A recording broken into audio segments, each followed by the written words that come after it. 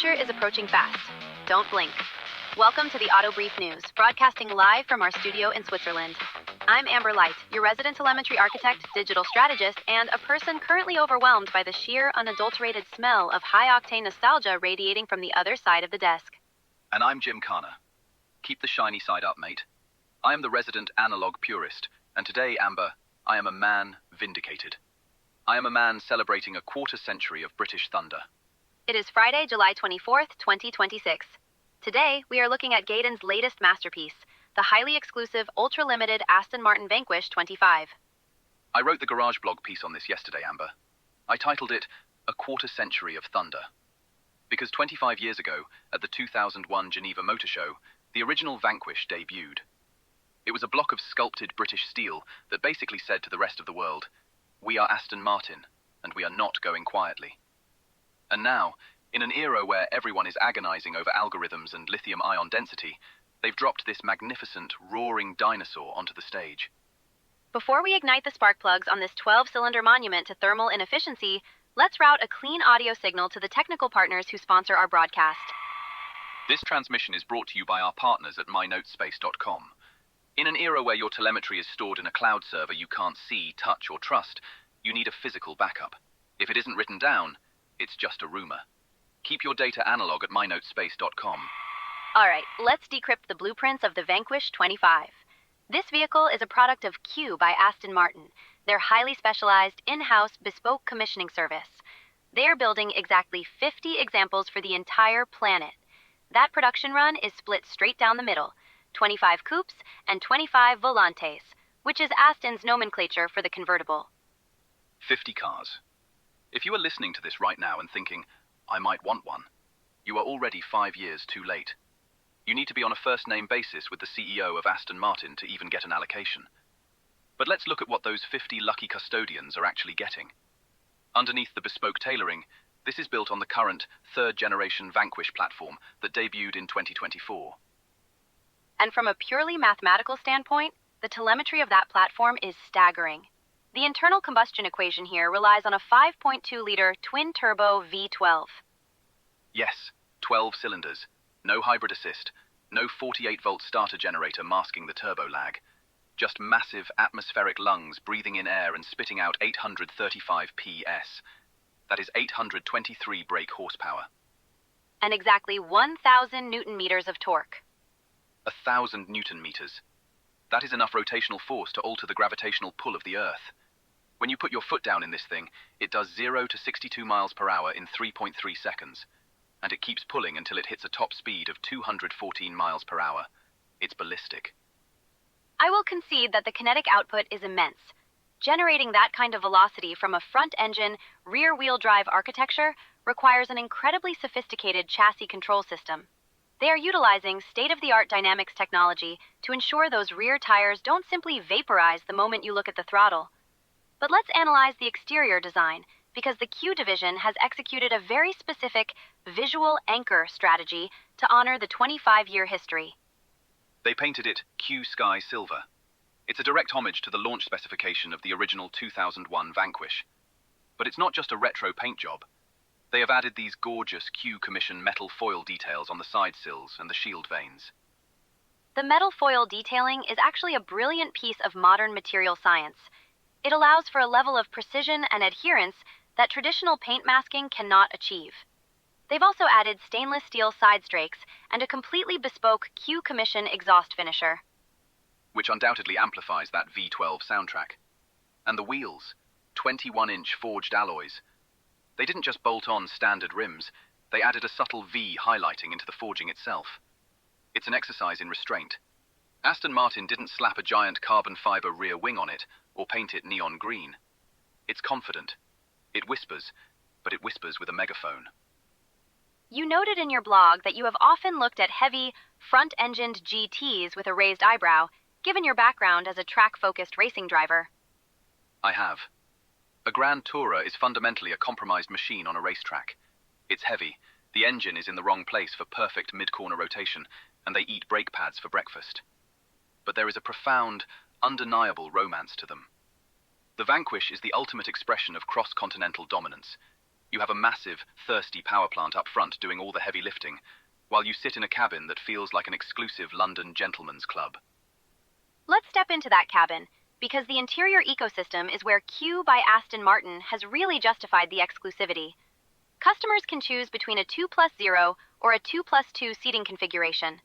The trim options are beautifully curated: onyx black, Oxford tan, or phantom gray. Oxford tan for me, please. If I'm driving an Aston, I want it to look like a vintage leather saddle. The tactile UI in this cockpit is fascinating. They have utilized laser-etched Aston Martin trim inlays.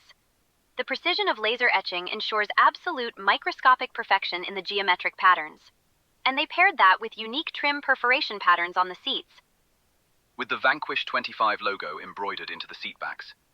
But the absolute best part of this interior, the thing that perfectly bridges my analog soul with modern ergonomics, is the center console. Dead center, staring you right in the face, is an eye-catching bright red start/stop button. Surrounded by bespoke rotary geometry. Yes, rotary dials. Physical, knurled metal that you actually have to grasp and turn. When you press that red glass button, it doesn't just boot up an operating system. It triggers a starter motor that physically cranks a V12 engine to life. It's theater.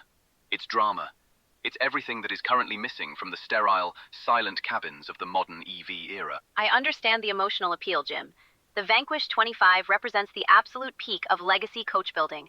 It takes traditional techniques, handcrafting, embroidery, metal finishing, and injects them with modern dynamic capabilities. However, we must acknowledge the broader context. Vittorio Gabba, the head of Q at Aston Martin, stated that this car celebrates an important milestone. It feels like a beautiful monument to an era that is rapidly coming to a close. And what a way to close it. They are giving it a global premiere at Monterey Car Week in California this August. Imagine seeing this Q Skye Silver masterpiece rolling onto the immaculate lawns of Pebble Beach. It belongs there.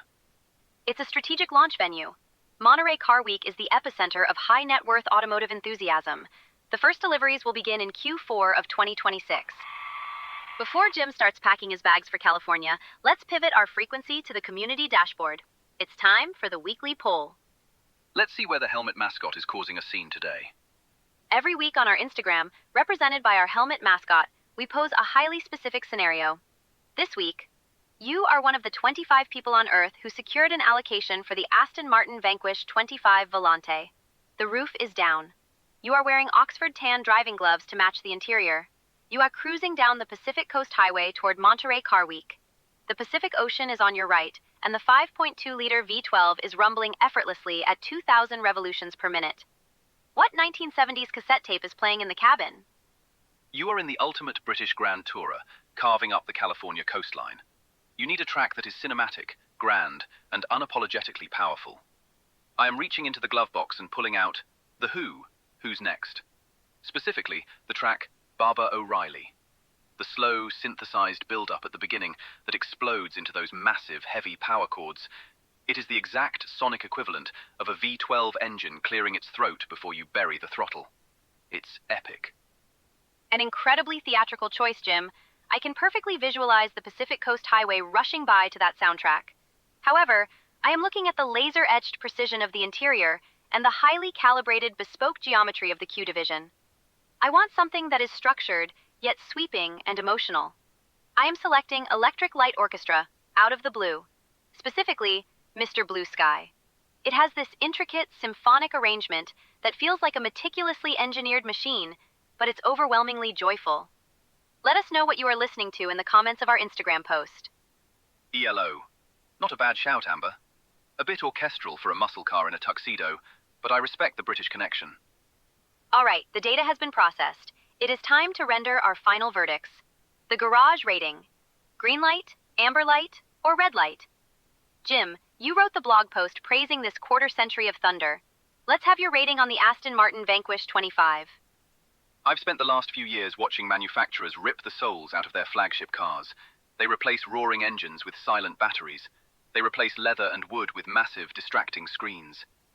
But Aston Martin refused to compromise their halo car. 835 horsepower, 12 cylinders, physical rotary dials. A design that makes you weak in the knees. It is an automotive triumph. It is everything I love about driving. It is a massive, blinding green light from me. A green light from the analog soul. I don't think anyone is surprised by that. Now for my rating. As a digital strategist, I look at the future of mobility through the lens of efficiency, 800-volt architectures, and interconnected ecosystems. A 5.2-liter twin-turbo V12 in 2026 is, objectively, a technological dinosaur. Ah, here comes the cold bucket of data. However, I cannot ignore the sheer brilliance of the execution. The Q Division's use of laser etching, the precision metal foil detailing, and the highly optimized carbon fiber bodywork prove that Aston Martin still commands world-class engineering talent. It is an unoptimized propulsion system wrapped in an incredibly elegant solution. Because it is a gorgeous tribute, but fundamentally anchored in the past, I am giving the Vanquish 25 an amber light. You just couldn't bring yourself to give a petrol engine a full pass. But I'll take it. At least you didn't give it a red. I respect craftsmanship, Jim, even when it burns ancient fuel. That wraps up this episode of The Studio. You can read Jim's full blog post, A Quarter Century of Thunder, and explore the full high-resolution gallery of the Vanquish 25 in our garage archive at theautobrief.news. And be sure to sign up for our Friday newsletter, The Telegram. I'll be writing a 2,000-word manifesto on why the V12 engine should be protected as a UNESCO World Heritage Site, typed exclusively on a machine that requires actual mechanical force to operate. I look forward to scanning the pages. I'm Amber Light. The future is approaching fast. Don't blink. And I'm Jim Khana. Keep the shiny side up.